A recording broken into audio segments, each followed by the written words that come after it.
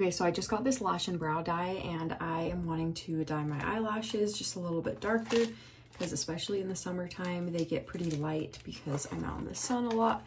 So I'm just gonna show you what this comes with and how to use it.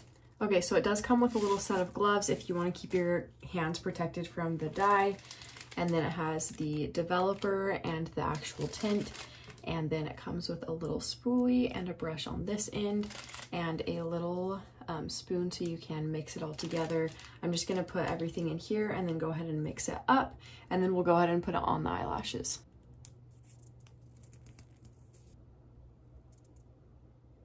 Okay, so I have it all in the little spoon. I'm just gonna take the brush and just mix it all together. And then I'm just gonna start applying it onto my eyelashes. And I'll use the other end of where the spoolie is in a minute to just make sure I get it everywhere. So I have it applied on both eyes. I ended up just using the brush on this end. It was pretty easy to get it all the way down to the base, but you leave it on for 5 to 8 minutes and then you'll just wipe it off and I'll show you the results. Okay, so I just wiped everything off and I actually did do a little bit in my eyebrows, so they look a little dark right now, but it does fade after a few days. You'll notice that it gets quite a bit lighter, but I feel like it looks really, really nice. And then this is what my eyelashes look like.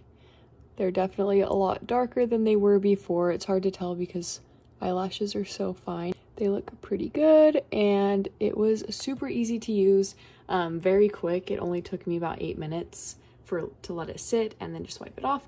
But honestly, I'm really impressed and it was very convenient.